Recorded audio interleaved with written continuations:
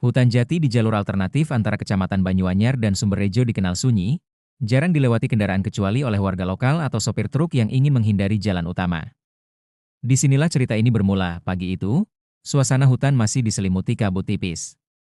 Seorang wanita muda berhenti di sebuah warung kopi kecil di pinggir jalan. Penampilannya sederhana, kaos hitam lengan panjang, celana taktikal krem, dan topi yang menutupi sebagian wajahnya. Ia mengendarai motor trail dengan plat militer yang sudah kotor karena lumpur, namanya Ratri. Namun orang-orang tak tahu, di balik penampilan santainya itu, ia adalah seorang marinir aktif berpangkat Sersan 1 yang sedang cuti. Ia memilih jalur hutan karena ingin menghindari keramaian dan menyepi dari hiruk-pikuk barak. Sambil menyeruput kopi, ia memperhatikan jalan yang sepi namun terasa ganjil. Beberapa warga yang singgah ke warung berbisik-bisik, berbicara pelan soal razia dadakan yang sering muncul di jalan ini. Tapi yang mengadakan razia bukan aparat dari Polres resmi, melainkan oknum-oknum berseragam yang tak jelas komandonya. Biasanya mereka stop kendaraan, minta surat-surat, terus cari-cari alasan buat minta duit, kata Pak Sastro, pemilik warung, lirih. Kemarin sopir truk bawa logistik hampir digebukin karena nggak mau ngasih uang. Ratri diam. Matanya tajam mengamati arah jalan, memproses informasi itu dalam hati. Nalurinya sebagai prajurit mencium ada yang tidak beres. Setelah membayar kopi, ia kembali menaiki motornya. Beberapa menit kemudian, tepat di sebuah tikungan tajam, ia melihat sebuah truk logistik berhenti. Di depannya ada 3 motor dinas polisi yang memalang jalan. Beberapa pria berseragam polisi terlihat mengelilingi sopir truk yang tampak ketakutan. Salah satu dari mereka, berperawakan besar dan mengenakan seragam dengan nama Sugianto, sedang membentak sopir. "Surat jalan kamu nggak lengkap. Ini bisa gue tahan truknya," teriaknya. "Saya sudah jelaskan, Pak. Ini bantuan logistik bencana, suratnya ada semua," jawab sopir dengan suara bergetar tanpa aba-aba. Pria bernama Sugianto menampar sopir itu. Beberapa warga yang melihat dari jauh hanya bisa diam, takut ikut campur. Ratri menghentikan motornya tak jauh dari situ, membuka helm pelan, lalu berjalan mendekat dengan tenang. Ia menyipitkan mata, memerhatikan satu persatu pria berseragam itu. "Pak," ujar Ratri datar. "Kalau razia, boleh saya lihat surat perintah resminya?" Sugianto menoleh cepat. Melihat wanita itu berdiri tenang, ia tersenyum sinis. "Siapa kamu? Mau sok jadi pahlawan, ya? Sana pergi kalau nggak mau ikut kena." Ratri tak menjawab. Ia melangkah lebih dekat, menatap tajam ke mata Sugianto. Sebuah momen hening menyelimuti lokasi itu. Bahkan burung-burung di pepohonan tampak berhenti berkicau. "Aku udah bilang baik-baik. Tapi kau malah sok kuasa. Hei wanita. Jangan macam-macam ya." Sugianto melangkah agresif ke arah Ratri, mencoba mendorongnya. Tapi secepat kilat, Ratri menghindar dan menyapu kaki pria itu dengan teknik low sweep khas militer. Tubuh Sugianto roboh ke aspal dengan suara berat, semua mata membelalak. 2 oknum lainnya mencoba maju, tapi Ratri sudah siap. Ia berdiri dengan kuda-kuda kokoh, dan dari balik jaketnya tergantung kartu identitas resmi dari Korps Marinir. "Kalau kalian bukan polisi resmi, kalian sedang melanggar hukum. Dan aku bersumpah melindungi rakyat, bahkan saat aku sedang cuti." Wajah-wajah sok berani para oknum itu mulai berubah. Mereka kini sadar, mereka baru saja menantang orang yang salah. Sugianto masih tergeletak di tanah, meringis sambil memegang rusuknya yang terkena sapuan keras tadi. 2 rekan oknumnya, yang sebelumnya tampak garang, kini justru mundur perlahan. Mereka seperti tak percaya bahwa seorang wanita sendirian bisa menjatuhkan pemimpin mereka hanya dengan satu gerakan, namun Ratri tidak menyia-nyiakan waktu. Ia segera merogoh ponsel dari saku jaket taktikalnya dan membuka jalur komunikasi terenkripsi milik militer. Sambil tetap siaga, ia menekan satu nomor, Mayor Gatot, Komandan Intelijen Wilayah Timur. Ratri melapor, "Saya menemukan razia ilegal oleh oknum berseragam polisi di jalur alternatif Banyuanyar, Sumberrejo. 1 pelaku telah dilumpuhkan. Dugaan kuat pemerasan terhadap warga sipil," ucapnya cepat dan profesional. Di seberang, suara tegas Mayor Gatot langsung menjawab, "Kopi. Lokasi ditandai. Saya kirim bantuan pengamanan dari Koramil dan 2 personel dari Subden Intel. Tunggu di tempat. Tapi hati-hati, jangan konfrontasi lebih lanjut kalau jumlah mereka lebih dari 3. Terlambat, Pak. Tadi ada 5. Sekarang tinggal 2 yang berdiri." Sisanya, terkapar, ujar Ratri. Datar Mayor Gatot terdiam sejenak. Lalu tertawa pelan. Kamu belum kehilangan sentuhan rupanya. Oke. Tunggu bantuan. Kami akan kerahkan rekaman satelit dan drone untuk dokumentasi pelanggaran. Setelah panggilan terputus, Ratri menyimpan ponselnya dan menatap para oknum yang kini tampak gelisah. Yang satu memegang HT-nya, mencoba menghubungi seseorang. Ratri langsung melangkah cepat, menendang alat komunikasi itu sebelum bisa digunakan. Kamu sedang menghubungi siapa? Bos kalian? Tanyanya sambil menatap tajam. Lu pikir kami takut lu doang? Banyak backing kami di sini. Bentak si pria sambil berusaha jaga muka. Ratri hanya menatapnya dingin. Aku tahu. Justru itu yang akan aku bersihkan. Tak lama, suara kendaraan mulai terdengar di kejauhan. Awalnya samar, lalu makin jelas. Beberapa saat kemudian, sebuah mobil patroli dari Koramil lokal muncul bersama satu motor trail milik TNI AL, dikendarai oleh dua personel berpakaian sipil tapi jelas berpostur militer, salah satunya menghampiri cepat. Sersan satu Ratri? Ratri memberi hormat singkat. Saya. Kami dari Subden Intel. Sudah menerima laporan lengkap dari Mayor Gatot. Lokasi ini akan diamankan. Silakan beri kami keterangan singkat, sementara kami tahan para pelaku. Begitu mendengar kata ditahan, wajah para oknum itu pucat.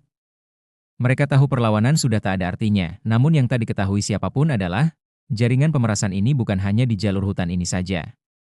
Ratri baru saja membuka pintu ke dalam sarang ular yang lebih besar, dan malam itu, saat semua aparat kembali ke markas dan Ratri melanjutkan perjalanan, sebuah pesan terenkripsi masuk ke ponselnya. Target utama belum tersentuh. Sugianto hanyalah tangan. Otak pemerasan ada di balik dinas tinggi. Ratri menggenggam ponselnya erat. Matanya berubah tajam. Ia tahu, cutinya baru saja berubah menjadi misi pribadi. Setelah insiden di hutan jati, Ratri melanjutkan perjalanannya menuju desa tempat ia berniat menghabiskan waktu cuti. Tapi hatinya tak tenang. Pesan terenkripsi dari intelijen tadi terus mengganggu pikirannya. Target utama belum tersentuh. Sugianto hanyalah tangan. Otak pemerasan ada di balik dinas tinggi. Sambil menyetir motornya melewati perbukitan sunyi, Ratri mengingat kembali gerak-gerik Sugianto dan anak buahnya. Ada yang aneh. Saat salah satu dari mereka diamankan oleh personel Koramil, ia sempat berkata pelan, nyaris seperti ancaman. Kamu kira cuma kami? Banyak yang lebih besar dari kami yang siap lindungi jaringan ini. Kalimat itu menggema di kepala Ratri sepanjang malam. Esok harinya, investigasi sunyi dimulai pagi-pagi sekali. Ratri menuju ke sebuah rumah milik kakeknya di Desa Kedung Jati, sebuah desa kecil di lereng pegunungan. Tempat itu cukup terpencil dan tak mencolok, cocok untuk menyusun strategi tanpa diketahui siapapun. Ia membuka laptop militernya dan mengakses server internal milik marinir, memasukkan ID dan kode enkripsi. Dengan izin khusus dari Mayor Gatot, ia mendapat akses terhadap laporan intelijen tentang Raja Pungli Jalanan di Jawa Timur. Nama yang muncul membuat jantungnya berdetak lebih cepat. Kompol Hendra Wijaya, Kepala Satuan Lantas Kota B reputasi bersih, tetapi kerap dikaitkan secara samar dengan jaringan pungli di beberapa wilayah rawan. Tak pernah terbukti, selalu lolos audit, dan memiliki banyak anak buah lapangan tak resmi. Ratri mempelajari pola-pola pergerakan oknum. Truk-truk yang melintas di jalur logistik tertentu sering diberhentikan oleh petugas tidak resmi, selalu memakai seragam, tapi tak pernah terdata di Polres atau Dirlantas setempat. Semua bermuara pada Hendra Wijaya, yang membuatnya makin yakin adalah data pengiriman logistik bantuan bencana yang dikawal oleh pihak TNI. Salah satu pengiriman pernah diblokir juga oleh jaringan yang sama, namun ditutup kasusnya secara misterius. Penyamaran baru, Ratri kembali turun ke lapangan 2 hari kemudian. Ratri berganti identitas. Ia menyamar sebagai sopir freelance truk barang ringan dengan nama samaran Rina. Ia menggunakan truk kecil berisi muatan alat-alat pertanian, lengkap dengan STNK dan surat jalan legal dari Koperasi Petani Binaan TNI. Jalur yang ia ambil bukan jalur hutan jati seperti sebelumnya, tapi jalur utama penghubung antar kabupaten, tempat yang lebih formal, namun sering dijadikan sarang pungli terselubung. Benar saja, saat memasuki wilayah pos lantas KM-12, ia dihentikan oleh 2 orang berseragam. Salah satunya memakai name tag Randy, satunya lagi bertubuh besar, botak, wajah keras. Pagi, Bu. Bisa lihat surat-suratnya? Tanya Randy dengan nada sopan tapi mencurigakan. Ratri menyerahkan dokumen palsu yang tampak sangat meyakinkan. Semua sah secara kasat mata, namun si pria botak menyipitkan mata. Ini suratnya kayaknya kurang tanda stempel karantina. Biasanya dari arah timur pakai itu. Biar aman, kami bantu tapi ya, ngerti sendirilah ya, nada itu. Nada klasik pungli. Kalau nggak mau ribet, ya ada, biaya kelancaran, Bu, tambah Randy pelan, menunduk dekat jendela. Ratri pura-pura bingung. Berapa? 500.000 cukup. Kalau bawa logistik pertanian, kan berat, Bu. Risiko tinggi. Ratri menoleh cepat. Tapi surat saya lengkap. Atau saya telepon dari instansi pengirim saja? Wajah Randy langsung berubah. Gak usah repot, Bu. Gini aja deh. Kami cuma bantu, kok. Tiba-tiba, Ratri melihat sesuatu. Sebuah mobil hitam berhenti tak jauh di belakang pos itu.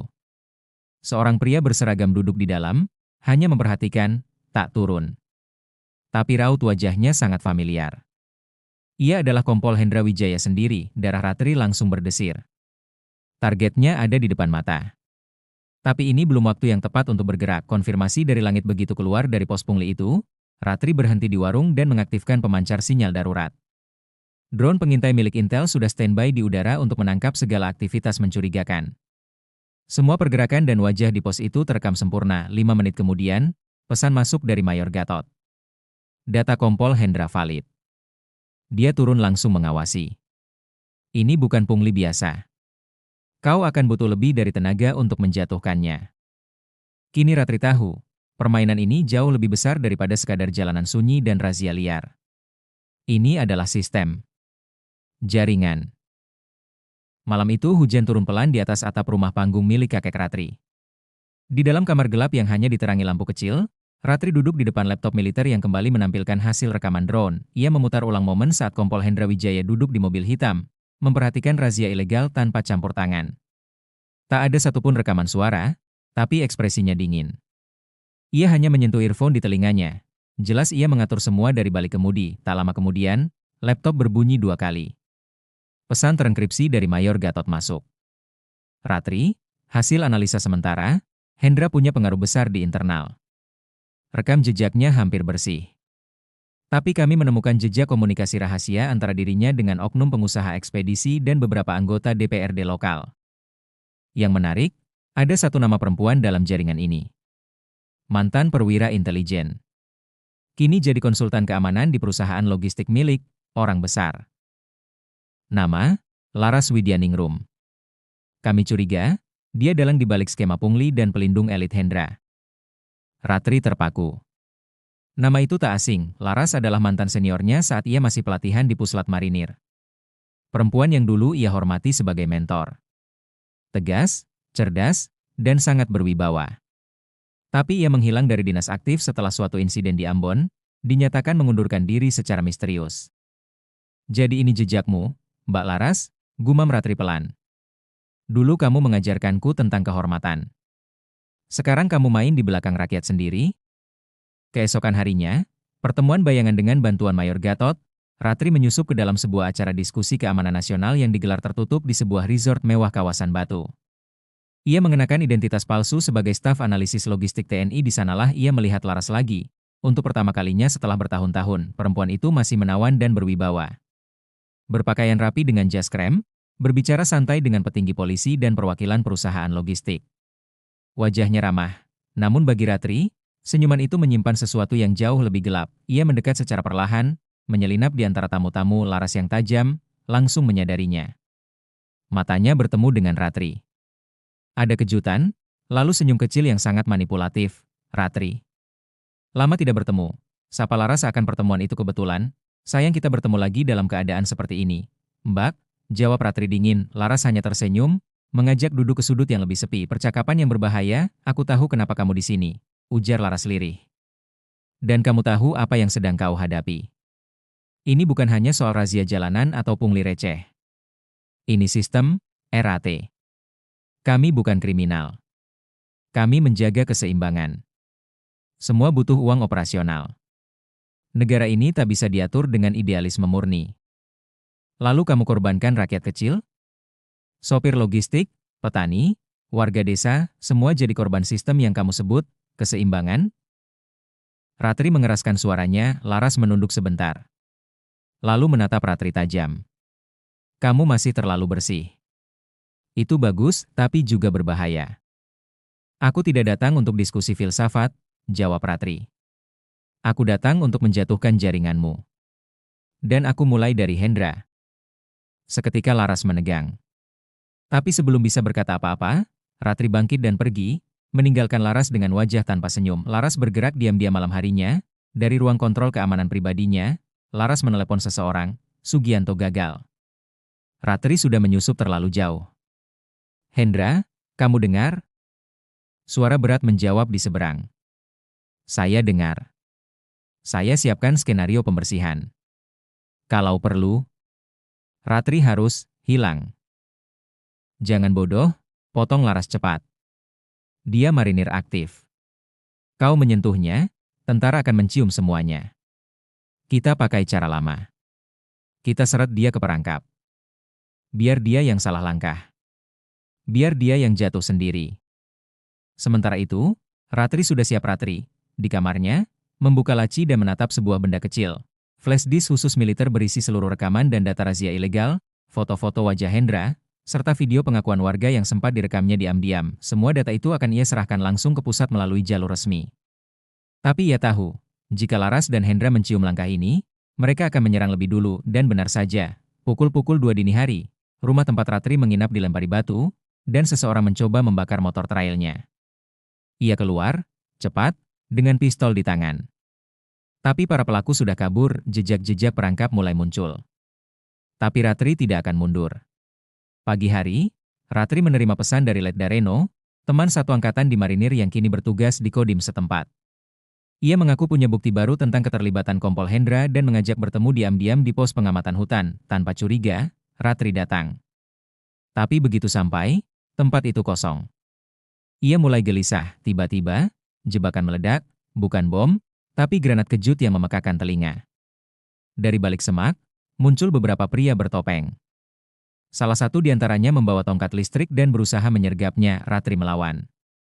Ia berhasil melumpuhkan 2 orang, tapi salah satu menyerang dari belakang, dan ia nyaris tumbang. Di saat genting itu, seseorang menembakkan peluru ke udara. Letda Reno muncul, tapi berdiri di samping Laras. Aku nggak punya pilihan, Ratri. Mereka pegang keluargaku, wajah Ratri hancur. Ia dikhianati. Laras mendekat dan berbisik, kau akan dijadikan kambing hitam, RAT. Atau bergabung denganku. Ratri berdarah, tapi matanya tetap tajam. Aku lebih baik mati daripada berkhianat. Ratri berhasil melepaskan diri dari penyergapan dengan melempar granat asap kecil yang ia sembunyikan di sabuk. Dalam kekacauan, ia melompat keluar jendela pos, menuruni tebing, dan masuk ke hutan lebat di bawah hujan deras. Laras memerintahkan pengejaran, tapi Ratri bergerak cepat, menghindari sinyal, meninggalkan jejak palsu, dan menonaktifkan pelacak di tubuhnya. Ia terluka di bahu, tapi tetap bertahan. Sambil bersembunyi di gua kecil dekat aliran sungai, ia membuka flash disk cadangan yang disembunyikan di sepatu botnya, berisi salinan bukti utama. Ratri merekam pesan video. Jika aku tak selamat, semua data ini harus sampai ke Mayor Gatot. Kebenaran harus menang. Ini bukan soal aku, ini soal bangsa. Ia menatap kamera, lalu mematikannya. Dari kejauhan, suara anjing pelacak mulai terdengar. Dalam kondisi luka dan kelelahan, Ratri bergerak menyusuri sungai kecil menuju desa terpencil yang punya akses sinyal satelit darurat milik program pertanian digital binaan TNI. Ia menyamar sebagai warga biasa dan meminta tolong pada seorang petani tua, Pak Samin, yang diam-diam mengenal ayah Ratri dulu, seorang veteran. Dengan bantuan Pak Samin, Ratri berhasil mengakses koneksi aman dan mengirimkan file bukti ke Mayor Gatot dan Pusat Komando TNI menggunakan jaringan satelit. Tak butuh waktu lama, sistem militer menangkap seluruh isi bukti. Video razia ilegal, identitas pelaku, percakapan Laras Hendra, rekaman pengakuan Letda Reno. Pusat langsung bereaksi. Operasi rahasia militer disiapkan. Nama Hendra dan Laras kini resmi jadi target. Namun sebelum Ratri sempat kabur dari desa, sebuah mobil hitam tanpa plat muncul di malam hari. Seorang pria turun, bukan Hendra, tapi utusan pribadi dari Laras. Dia tahu kamu di sini. Dan dia kirim pesan. Jangan berharap kamu bisa keluar hidup-hidup. Ratri menatap lurus. Sampaikan ke dia, aku tidak pernah berniat keluar dengan selamat. Tapi aku pastikan dia jatuh lebih dulu. Malam itu langit gelap total. Desa tempat Ratri bersembunyi kini tak lagi aman.